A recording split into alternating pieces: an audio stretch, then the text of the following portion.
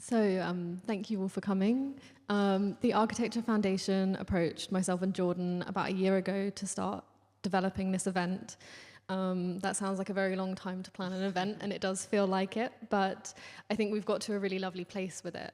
When they first approached us, it was about a very conventional discussion about accessibility, disability, and, pushing disability into experience to a certain extent. But I think we both agreed that we talked on several panel discussions with the same people about the same thing. And we really wanted to use this opportunity to explore something that's much less spoken about. And I would like to thank both the Architecture Foundation and the Garden Museum for supporting us in this. I think the conversation we're going to have today it's a bit more academic, which can be a bit terrifying, to myself included. But I think it's something that we really want to take out of academia and into a much broader discussion so that we can start applying things to a practice of architecture. So as part of this being more academic, we want to kind of take a pedagogical approach. So we view this as very much as a chance to learn. All of us feel like this is developing new thought and bringing propositions to the table. None of us have really explored this subject before necessarily, so we're all just kind of here to have a discussion. It's about learning. It's about us learning from one another and you guys learning from us speaking. And as part of this, we kind of want to have the Q&A as something that people can ask whatever questions they want. It can be as basic as you want it to be, and there are really no wrong questions when it comes to this.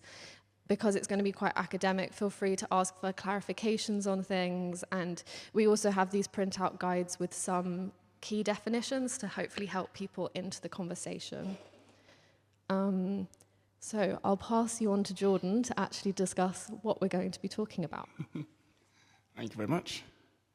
So as Poppy said, we kind of began imagining this event through this provocation that a more expansive pedagogy of disability space and ecologies and climate was needed, and essentially asking what Crip and disabled thinking has to offer discourse on climate. And if climate can be most easily defined as a kind of place's prevailing environmental condition over time, to consider a Crip climate is to imagine something subversive or discordant version of place, in which different scales of the body to the desert, from the breadth of our lives to that of like the planetary scale, are considered, and where disability and ecologies are thought of in relationship to each other.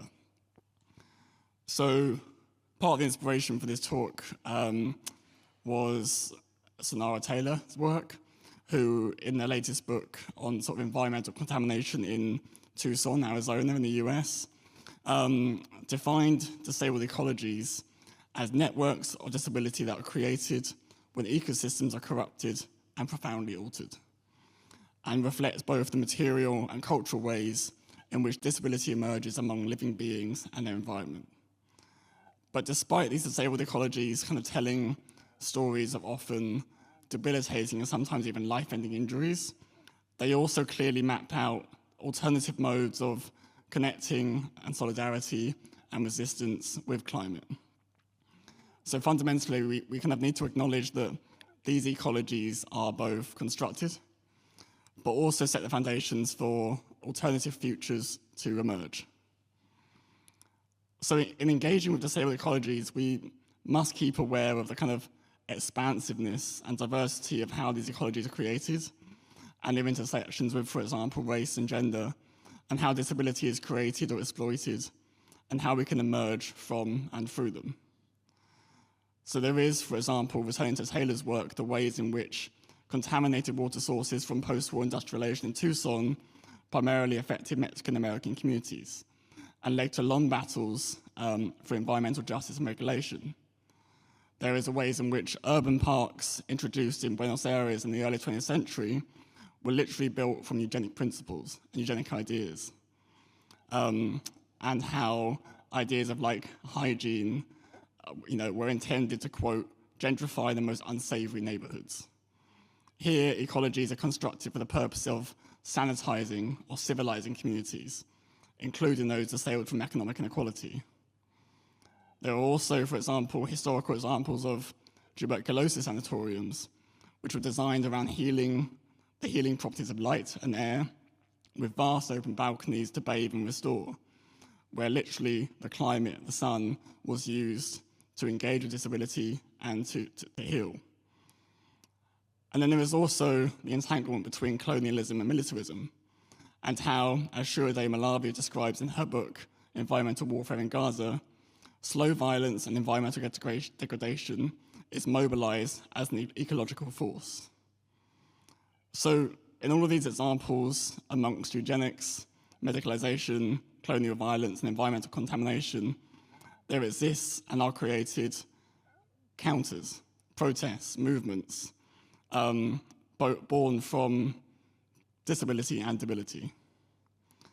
Therefore, we believe to develop theories, methods, and practices which enable resistance, which enable the creation of life-giving rather than life-taking, to say with ecologies, we need new pedagogies, new ways to learn, new ways to think. And that's what we're hoping to kind of initiate and bring today. So we have invited 3 brilliant speakers to contribute to the development of this somewhat improvisational and early stage syllabus as a starting point for thinking about the disabled ecologies and their kind of pedagogical potential for thinking and acting. We'll hear thoughts on waste and value, considering how material justice is imagined through disability. We'll hear about the relationship between crip time and ecological time, and their kind of foreshortening in the wake of the climate crisis. And finally, we'll hear about the experience of body, disability and land, through the lens of the garden. And I'll hand back to... So we also wanted to have a really interdisciplinary panel for today, both because we often feel like when talking about disability in an architecture context, it's the same small group of people, most of whom are in this room today. But we also have learned from so many wonderful organizations, including Disordinary, about bringing in different voices. Disability is still quite a niche world, and it's quite a niche academic area, and I think to speed up the progress that we would like to make, I think bringing in voices from different sectors and different creative practices and learning from one another is so important, and it really builds into this idea of the pedagogy that we want to bring into today's event. So as such, we will introduce our speakers. So over to you, Jordan. Back and forth. So first off, we have Joss, who is a lifelong design activist. She studied architecture at the Bartlett in London in the 1970s and was one of the co-founders of Matrix Feminist Design Cooperative. Since then, she has been a journalist, academic, researcher, writer, photographer, and artist. More recently, she co-founded the Soul in the Architecture project with disabled artist Zoe Partington to bring disabled people's creativity and expertise into the built environment education and practice, and has been leading on developing an online open access Matrix archive. Kaya Wairea is an artist, designer, and published from Aotearoa, now living in London. His research is concerned with crip feminist methodologies and indigenous, queer, trans publishing histories. Kaya's writing has been featured in How to Sleep Faster, Counter Signals 5 Systems and their disc contents, Errant Journal, Learning from Ancestors and Others. Alongside Sophie Paul, Kaya is a founder of Sticky Fingers Publishing, an interdependent feminist press based in Southeast London. And finally, we have Sue Searle. She is a gardener, writer, and printmaker. She has worked in botanic, public, private, and community gardens, as well as having spent a short period writing for gardening magazines. She is a co-founder of Decolonize the Garden, which focuses on bringing a decolonial lens and anti-racism perspective to horticulture, and is also the editor of the online gardening newsletter, Radical. Thank you. So that's our wonderful group. And first up is Joss. And hopefully the clicker works. I've given up on the clicker. I'm going to use hand signals. Okay. Hi, everyone. Thank you for coming. I really welcome you, and I really appreciate the invitation to talk about this subject, which is quite new to me, but also feels like a really strongly emerging area in disability scholarship and activism that we all need to, it's really good to be engaging with.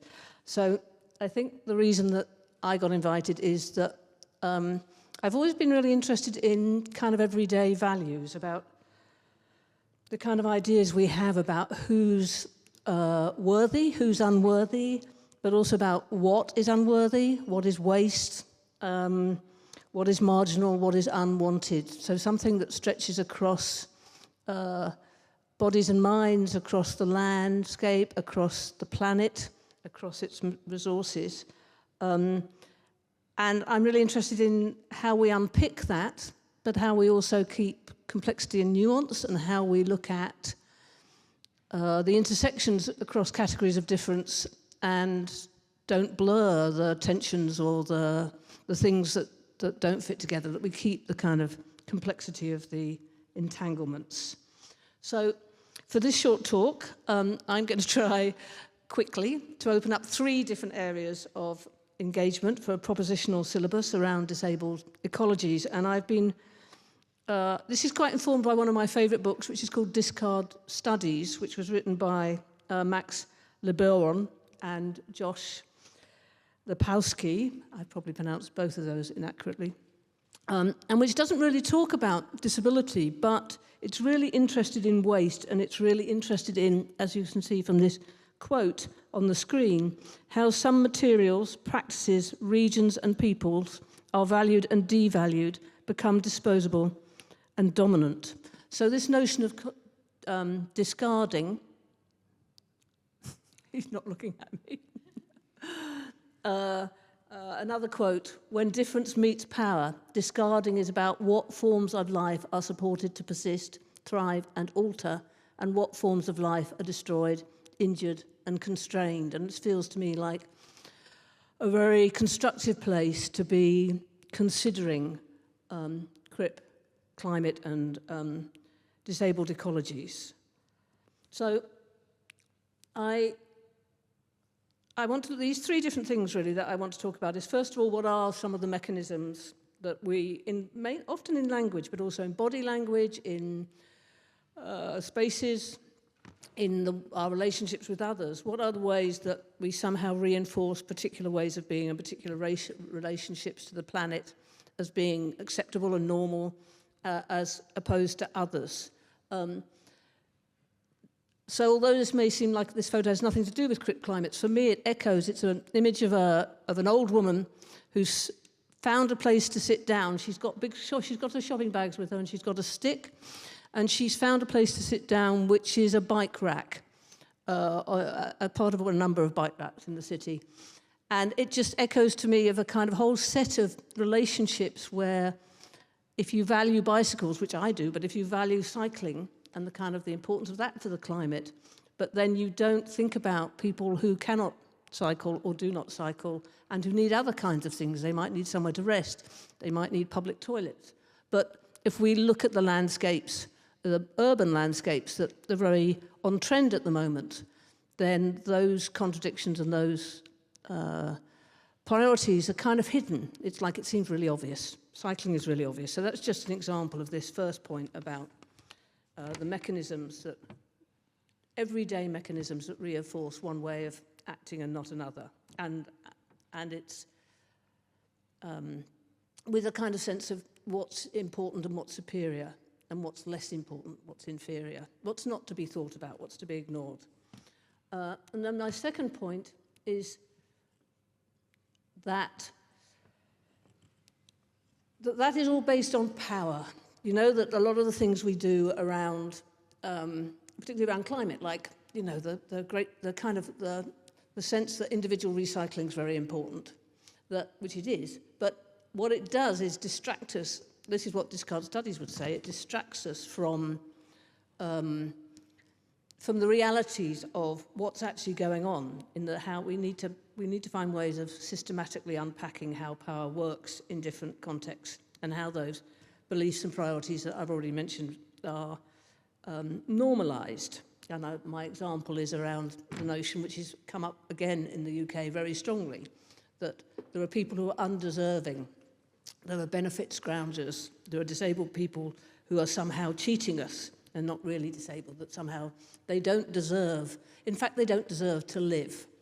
And it's the strength of that kind of, the way that just seems has become normalised, needs to be unpacked, what's going on there. And then finally, my third point, and I'm going to explain all these a little better, I hope, is about what kinds of alternative, critical and creative narratives and actions can expose and reframe, can challenge the complexity of this power, rather than just make accommodations with it. And I'm going to just refer to 3 texts, one that Jordan already mentioned, which is the fantastic book by Sonora Taylor called Disabled Ecologies. One is Mel Chen's something from Animacies. And the third, it's actually, I put up David Gisson's Architecture of Disability, but in fact I'm going to mention a different book of his. So I'll just go through those 3 points in a bit more detail. So my first issue is that when we're unpicking these kind of common sense values, it seems to me that it's really interesting. This is a quote from Mary Douglas around the notion of matter out of place, which seems to me to be very relevant when we're talking about Crip Climates, in that matter out of place has this notion, it's a set of ordered relations and a contravention of that order. So we need to unpick what those normative relations are, and we need to think about where they're seen to be challenged. And one of her most famous works is called Purity and Danger, where she talks about dirt as a matter out of place, and she talks about the fact that something can be simultaneously considered useless and threatening. And those two things, this notion of purity and danger, really very powerful kind of subconscious way in which attitudes to both landscapes and the people who occupy them are being played with, particularly in current politics, I would say, globally, in terms of who's considered undeserving, who's considered deserving. You know, you can have pure nature, you have this idea of pure nature, or you have this idea of places that can be exploited, and kind of competitions around that. Okay, next. And I wanted to just talk about the,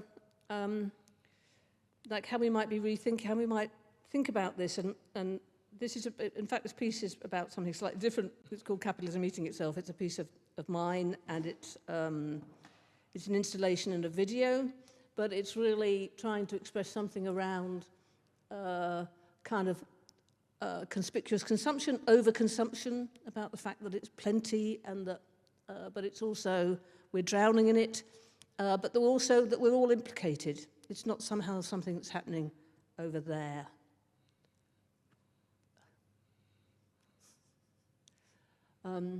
So on the second point about systematically unpacking how power works, these are from discard studies.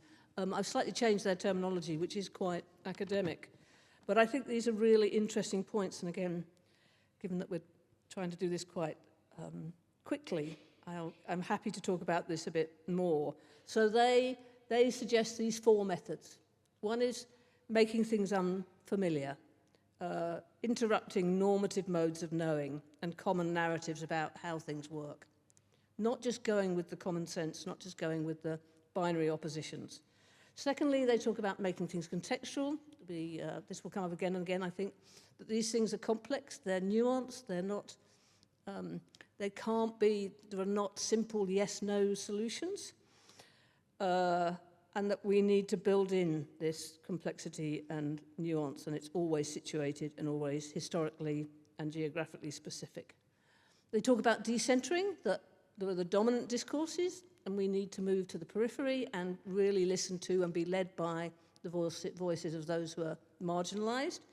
And finally, they talk about depurifying, which is basically saying that the world is it's a messy place, we live in messiness, and that that there is a real pressure, and I think it's really clear, and again, in current politics, that that there's a kind of urge to look for certainty, and to do that by making certain patterns of inclusion and exclusion, and that's one of our methods is to refuse that and to actually really enjoy the notion of it all being quite unpure. Okay, so my last point is about what's going on that might help us in this. And I think there's a whole range of different pieces of work that I've found really useful, and I'm sure many of you know others. A lot of it's coming from the States, which is quite interesting, that I don't feel there's such a thing happening in this country, but it might be that I'm just not very knowledgeable. This is from David Gisson, who's well known for writing about, who's a disabled architect and has written a really interesting book about architecture of disability. But some of his other work, when he decided he wouldn't talk about disability, which is in the book Subnature and another one called Manhattan Atmospheres, is that he wanted to explore this kind of, especially in architecture, this notion of green nature. And so his book actually, and I don't know if you can read the subheadings, and actually I can't really hear, but rather than looking at this kind of pure notion of nature, the book covers darkness, smoke, gas, exhaust, dust, puddles, mud, debris, weeds, insects, pigeons, crowds. And for me, that's a really rich way of doing this depurification and flipping things over,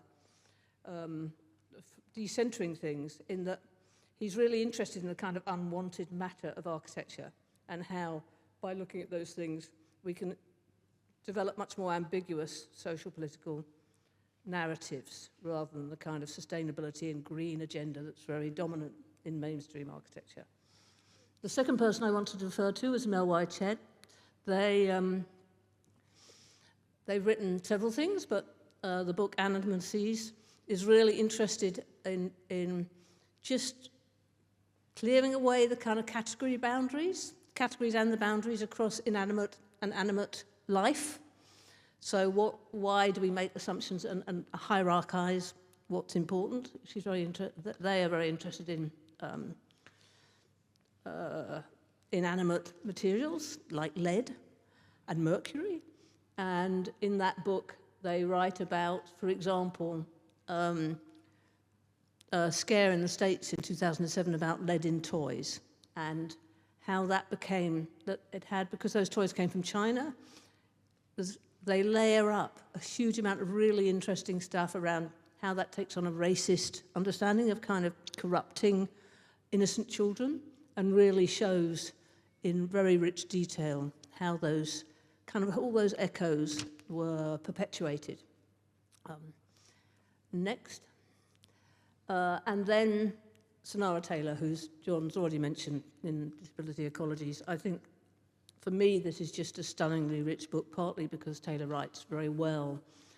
They also wrote a book called Beast of Burden, which again is about the crossovers between animals and disabled people, and taking a subject which is really very fraught, because she was often called a monkey as a child, and she looks at kind of the complexities of that in a very constructive way. And this quote, I think, just reinforces what Jordan was saying. Human beings are nature. That injury to the environment injures human beings.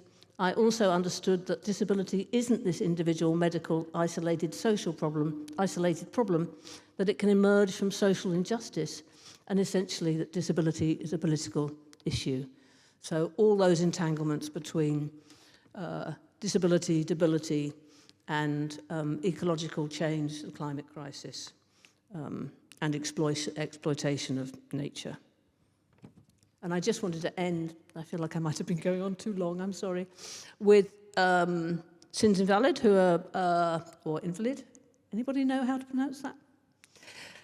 They're a really interesting group in the States who have put together some principles of disability justice, which you can find online. And I think the reason I wanted to end with them is that they're really looking at how you might have alternative discourses of care, vulnerability, and wonder, and beauty around social, spatial, and material justice, rather than, say, access and inclusion. and that, crucially, disability and climate injustices disproportionately affect people of colour, the poor, Indigenous people, disabled people, people from the majority world, and that any propositional syllabus for disabled ecologies needs to listen to and needs to be led by, needs to learn from those groups who are most affected, and those are the groups who are most affected. Thank you.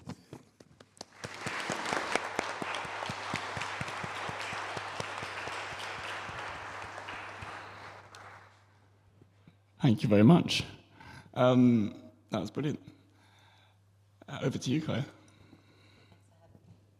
Have you got me? Yeah, okay. Thanks for having me. And thank you all for coming down today. So I'm going to be talking through the idea of killing rhythms and Crip improvisation, thinking through a few key texts. And my presentation is also punctuated with some images. I will say a bit about them, but they're more to kind of frame and contextualize some of the things that I'm saying. So I won't be going into them in huge detail, but if you have any questions about them, then that's what the Q&A is for. So today I want to present some key ideas and references that emerge from some of my work that centers considering time as a design formality that demarcates and individuates time and space. So individuation is the process by which things become separated and closed off from one another. The process by which humans are separated from nature, the way individuals are separated from each other, the way our actions are separated from their consequences. I'm interested in how the rhythmic norms of our society enact these processes of individuation to foreclose possibilities of our own, which is to say our planetary futurity. In the context of this panel, I'm particularly interested in what Crip time, which I will be introducing shortly, can teach us about ecologies of time and how the climate crisis reorients our relationship to time, simultaneously foreshortening our perspective of the future and expanding the consequences of our actions beyond what we can imagine. So we're perhaps more used to thinking of design as an activity that organizes space, such as the layout of this room or of a page. But I'm interested in how the implementation of temporal structures is part of every design process that shapes who participates in the production of culture and on what terms. Thanks. And I just wanted to start with this still from Caroline Lazard's film Crip Time, which I'm sure many of you are familiar with. But just to briefly describe this image, two hands are organizing medication into plastic pill containers, colorful pill containers, that have the days of the week written on them. And as they're doing so, the sun is kind of moving across the table. So this video, I think, is a really good example of thinking about the way different orientations of time kind of layer to create experience. So in this video, there's this kind of, there's the weekly structuring of time through the organization of the medication. There's something about the labor of being ill and the kind of time that takes. There's the kind of breathing of the artist throughout the video in out, kind of centering the body. There's the sun moving across the table and this kind of cyclic motion. So yeah, I just kind of wanted to conjure that image to land some of what I'm saying. So I'm going to start by talking about an essay by Fred Moten and Stefano Hani called Algorithm. In this essay, they identify the normative rhythm of our society as a capitalist settler colonial rhythm, a killing rhythm.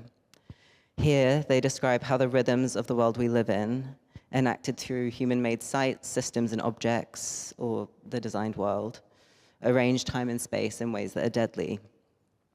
So they say, there is a rhythm making a world, and the time and space this rhythm beats out invites individuation in this world. There is a rhythm that has been around for 500 years, but now it sounds to itself like the only rhythm, the rhythm of the world and of the individuals who strive to live in this world.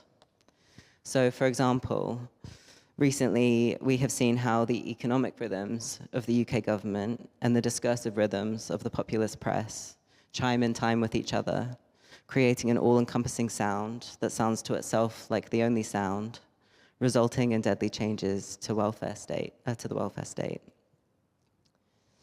Moten and Hani go on, and they say, time and space order this rhythm and are ordered by it. This is a settler rhythm, this 1-2 of capitalist production, a rhythm of citizen and subject, of individuation and individuation, of genocide and law.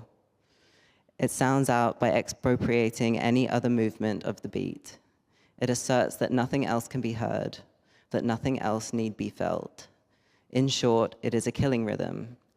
But this rhythm has always been set amidst and beset by a general antagonism, the cacophony of beats, lines, falsettos, and growls of hips, feet, hands, of bells, chimes, and chants, an undercommon track.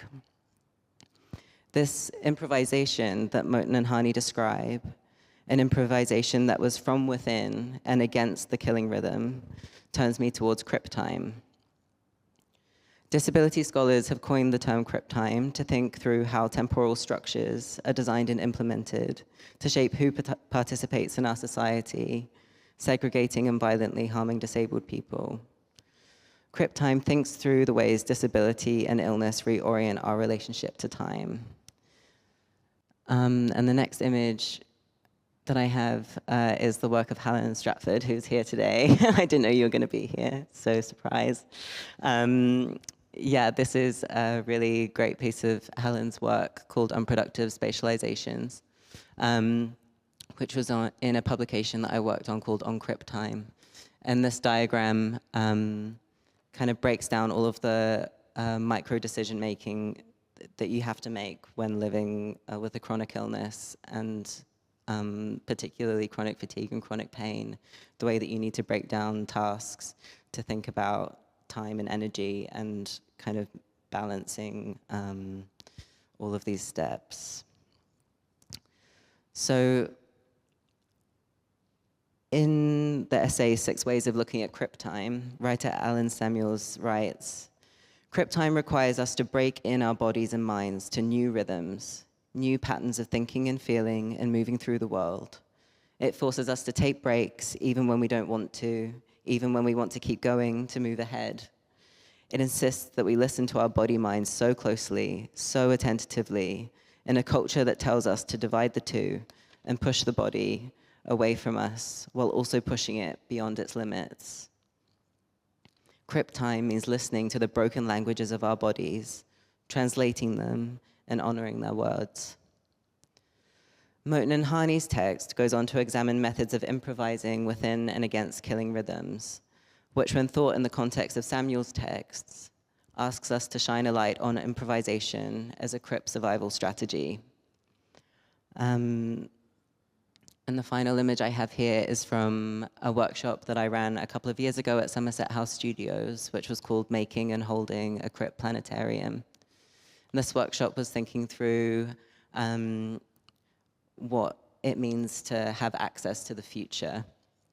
And throughout the process of this like collaging activity, people thought through this question of what gives them access to the future, negotiating their collaging with other people's, thinking about how these things meet and seem or don't.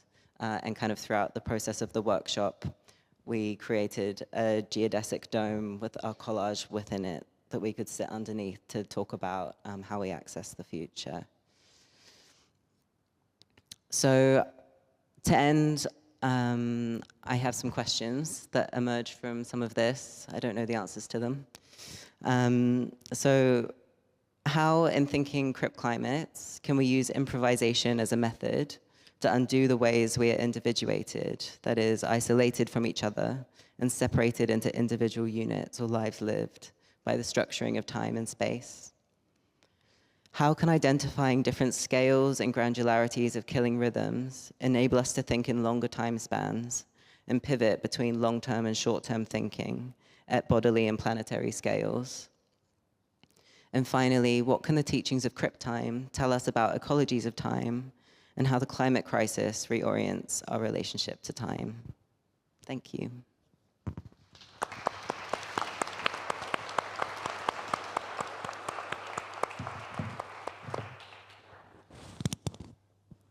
Thank you very much. Next up we have Sue, who will introduce Gayla as well. Hi everyone. I'm Sue, but I'm going to be reading a piece out this evening by a gardener called Gayla Trail, who's based in Canada. Gayla's a writer and artist with an education in the fine arts, cultural criticism and ecology. She started writing about urban gardening 25 years ago at yougrowgirl.com. And she's the author, photographer and designer of several books on urban gardening and food growing. She's currently working to restore a half-acre plot located within Canada's thin strip of Carolinian life zone that follows the Lake Erie shoreline.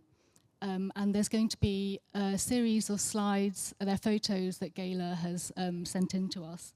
I'm not speaking directly to the slides, but they are images of Gayla gardening. They show her garden and close-ups of multicolored flowers, plants, and insects, including butterflies, bees, and caterpillars. This is Cultivating Wildness by Gayla Trail. I became disabled 10 years ago when I contracted a very bad virus and never recovered. People with chronic illnesses like mine spend a lot of time in bed. Our beds are where we go for support to tend to our healing and our body's need for deep rest. They are also where we eat, work, entertain, are entertained, make art, do our taxes, and have appointments with doctors, therapists, and lawyers. Our beds are a lifeline and sometimes our whole world, but they can become our prison too. Before my life with chronic illness, I spent a lot of time outdoors in garden beds. Those beds were my grounding. As I tended to plants and earth, I also tended to the traumas of my past and slowly remade myself into a whole person. The garden was a reprieve from the expectations, pressures, and interferences of the human world. It was where I practiced how to stay with and be the person I was becoming.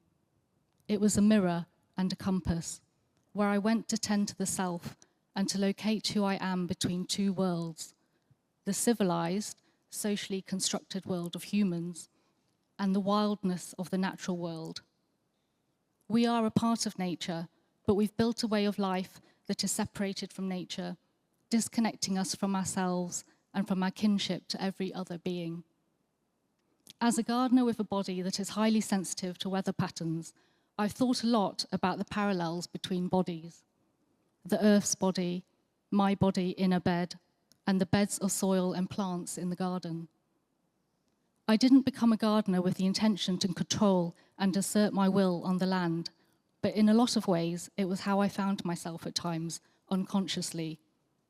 My way of being in the world and my relationship to nature was formed within a violent and destructive form of civilization, what social critic Bell Hooks named the imperialist, white supremacist, capitalist patriarchy.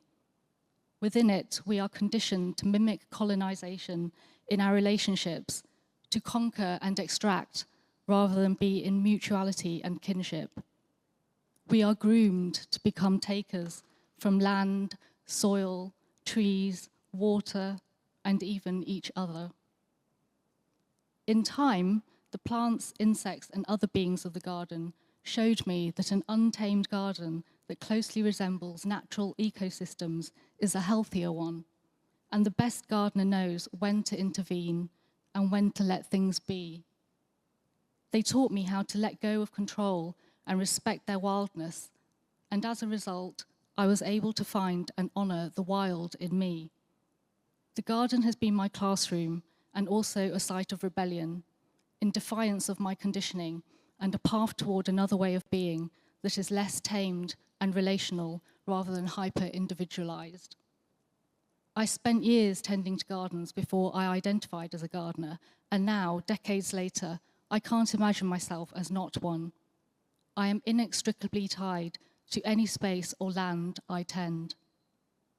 We are connected. The bond begins to form when I touch hand to earth, my body, the earth's body. There is no separation. Gardening is a relationship with nature and a bridge to the nature that is us. It is not just an action that I enact and perform onto an object of my creation.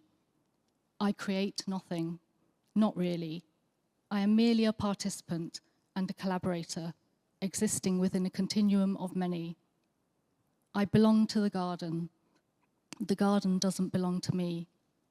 Still, because the garden sits somewhere between the natural and the civilized, the gardener's body is an essential component.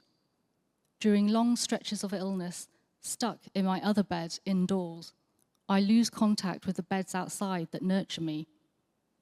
What is a gardener who is unable to garden? I'm learning to let go of that question, knowing that everything I have given to the garden is there forever. Tending to a garden requires physicality, and before that, it requires having access to an outdoor space in which to grow. Who has access to space and the permission to alter it? These days, access often requires ownership because land is a valuable commodity, and most owners want to protect their investments by keeping them orderly and civilized. As a disabled person, my access is dependent on others because I cannot perform well enough within the imperialist, white supremacist, capitalist patriarchy to purchase access on my own. Having learned mutuality through the garden, I was more prepared to accept the help chronic illness requires.